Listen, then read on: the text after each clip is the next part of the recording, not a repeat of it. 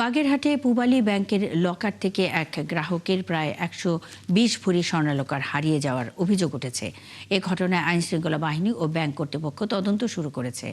অভিযোগকারী সুমন কুমার দাস জানান, ২০২৫ সালের ১৫ অক্টোবর তিনি পরিবার ও আত্মীয়দের প্রায় ১২০ ভরি স্বর্ণালংকার পূবালী ব্যাংক বাগেরহাট শাখার লকারে রাখেন।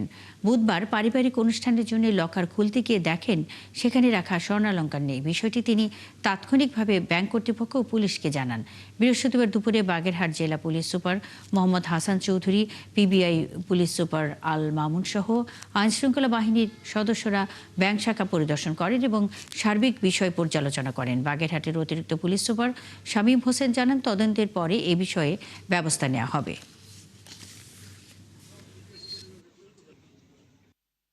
সুমন নামে একজন গ্রাহকের লকারে থাকা স্বর্ণ পাওয়া যাচ্ছে না,